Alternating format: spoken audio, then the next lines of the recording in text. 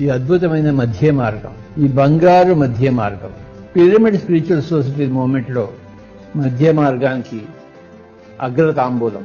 ఏమిటి మధ్య మార్గం అంటే, పూర్తిగా ప్రాపంచికము, ఇంకోవైపు పూర్తిగా ఆధ్యాత్మికం. మనం పూర్తిగా ప్రాపంచికము ఉండకూడదు, పూర్తిగా ఆధ్యాత్మికం ఉండకూడదు, మధ్యలో ఉండాలి. శరీరవత్ ప్రాపంచికము, ఆత్మవత్ ఆధ్యాత్మికం. మనం ఇప్పుడు ఎలా ఉన్నాము? శరీరము ప్లస్ ఆత్మగా ఉన్నాం. ఈ ప్రపంచంలోకి వచ్చాం, ఈ భూమి మీదకి వచ్చాం, ఈ శరీరంలో ప్రవేశించాం. ఈ శరీరానికి తగిన ధర్మాలు అనుసరించాలి. అలాగే ఆత్మ ఉద్ధరణ కూడా జరగాలి. దీని పేరు మధ్య మార్గం, ద మిడిల్ పాత్. ఈ మిడిల్ పాత్ని ఏమన్నారంటే ద గోల్డెన్ మిడిల్ పాత్ అన్నారు, అంటే బంగారు మధ్య మార్గం. మనం ఇక్కడ ఒక తల్లిదండ్రులకు పుట్టాం, ఒక ఇంట్లో పెరిగాం, ఒక కుటుంబంలో, ఒక పరివారంలో పెరిగాం. తర్వాత లోకంలో ప్రవేశించాం, ఇంట్లో స్వీయ కళ్యాణం చేసుకున్నాం. పరంపరగా లోకంలో ప్రవేశించి లోక కళ్యాణం గావించుకోవాలి. మన ఇంటి కోసము మనం పుట్టాము, మన కోసము మనం పుట్టాము, లోకం కోసము మనం పుట్టాము. మన తల్లిదండ్రుల సహాయంతో మనం పుట్టాము, వాళ్ళని ఎంచుకుని పుట్టాము. మన ఆత్మ పరిపక్వం కావడం కోసం మనం పుట్టాము. అన్నీ చేసుకోవాలి, ఏది వదిలిపెట్టకూడదు. పూర్వపు రోజుల్లో చిన్నప్పుడే పిల్లలను గురుకులాన్ని పంపించేవారు. ఆ గురుకులం ఏముంటుంది? ఆధ్యాత్మికం ఉంటుంది. అంటే బ్రహ్మచర్య ఆశ్రమంలోనే వాళ్ళు ఆధ్యాత్మికులు అవుతున్నారు. తర్వాత మళ్ళీ గృహస్థ ఆశ్రమంలో వస్తున్నారు, అంటే ప్రాపంచికులు అవుతున్నారు. అప్పుడు గృహస్థాశ్రమం ప్రవేశిస్తే ఆ గృహం స్వర్గంగా ఉంటుంది. ఆత్మజ్ఞానులు అయిన వారే గృహస్థాశ్రమంలో వస్తున్నారు. ఆ విధంగా ఉండేది గురుకులాల్లో పూర్వపు రోజుల్లో. ఊళ్ళోని పిల్లలందరూ గురుకులంలో ఉండేవారు. అక్కడ వేదం నేర్పించేవారు, ధ్యానం నేర్పించేవారు, సేవ నేర్పించేవారు, గురువుల పట్ల వినయం నేర్పించేవారు గురుకులంలో.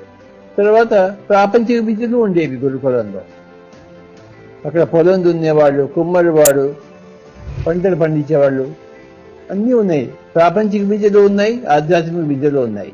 ఆ రెండిట్లో రాణించి అప్పుడు గృహస్థాశ్రమంలో ప్రవేశించేవారు. ఆ గృహస్థాశ్రమంలో వాళ్ళు ఎలా ఉండేవారు? 50-50, సగం ప్రాపంచికంగాను సగం ఆధ్యాత్మికంగాను ఉండేవారు. అదే మధ్య మార్గము. గృహస్థాశ్రమంలో చక్కగా భోగిస్తూ స్వర్గంగా ఉంటూ పిల్లల్ని మళ్ళీ పుట్టించుకుని వాళ్ళు కూడా తల్లిదండ్రులై ఇంకొంతమంది ఆత్మలను స్వీకరించి ఆహ్వానించి వాళ్ళని పెంచి పెద్ద చేసి వాళ్ళని ప్రయోజకులు చేసిన తర్వాత ఈ గృహస్థాశ్రమం నుంచి కాస్త విరమించుకుని వానప్రస్థాశ్రమం, అంటే ఊరి బయట వనంలోకి వెళ్ళి జీవించడం, ఊరి లోపల కాదు. గృహస్థాశ్రమం ఊరిలో అయితే వానప్రస్థాశ్రమం ఊరి బయట. కనుక ఈ తల్లిదండ్రులు భార్యాభర్తలు ఊరికి దూరంగా కుటీరంలో ఉండి, అంటే ప్రాపంచిక కొంచెం తగ్గించుకొని మరి ఆధ్యాత్మిక ఎక్కించుకోవడం కోసం వానప్రస్థాశ్రమం. తర్వాత చివరి దశల్లో ఆ వానప్రస్థాశ్రమం కూడా అయిపోయిన తర్వాత సన్యాసాశ్రమం స్వీకరించి ఆ భార్యాభర్తలు ఇద్దరు, తల్లిదండ్రులు ఇద్దరు విడిగా అయిపోయి వాడి వేరే వేరే గ్రామాలకు పోయి అంత ధ్యానం నేర్పించేవాడు. ఇది ఆశ్రమ ధర్మము. మన వృత్తులు చేసుకుంటూనే మన ముఖ్యమైన ప్రవృత్తిలో మనం ఉంటాం. ఏంటి మనం ప్రధానమైన ప్రవృత్తి? ఆధ్యాత్మికము, స్వాధ్యాయము, సజ్జన సంగత్యము, ధ్యానము. ఇది మన ఆధ్యాత్మిక ప్రవృత్తి. మన వృత్తి ఏదైనా కావచ్చు, టీచర్ కావచ్చు, ఇంజనీర్ కావచ్చు, డాక్టర్ కావచ్చు, తర్వాత ప్రాపంచికము. అందులో ఉంటూనే మనం ఆధ్యాత్మికంలో రాణిస్తాము, ఆధ్యాత్మికంలో విరాజిల్లుతాము. దీని పేరు మధ్య మార్గము, ద గ్రాండ్ మిడిల్ పాత్. ఇంట్లోనే ప్రాపంచికము, ఇంట్లోనే ఆధ్యాత్మికము. పగలంతా ప్రాపంచికము, రాత్రంతా ఆధ్యాత్మికం. మనం ఇంటి గురించి మాట్లాడతాము, తర్వాత మోక్షం గురించి మాట్లాడుకుంటాం. సంసారంలోనే ఉండాలి, సంసారంలోనే సన్యాసాన్ని మెడవిస్తూ. ఇది నవీన యుగ పద్ధతి, new age philosophy. Old age philosophy వేరే, న్యూ ఏజ్ ఫిలాసఫీ వేరే. ఇంట్లోనే గురుకులము, ఇల్లు వదిలిపెట్టేసి గురుకులం కాదు. ప్రతి తల్లిదండ్రి ధ్యానం చేసేవాడే, ధ్యానం చెప్పేవాడే. ధ్యానం కోసం ఇల్లు వదిలిపెట్టేసి వేరే చోటికి వెళ్ళక్కర్లేదు, వేరే గురువుల దగ్గరికి వెళ్ళక్కర్లేదు. మన ఇంట్లో మన తల్లిదండ్రులే మనకి ధ్యాన గురువులు అవుతున్నారు. ఇప్పుడు అది మన పిహెచ్డి ఏజ్.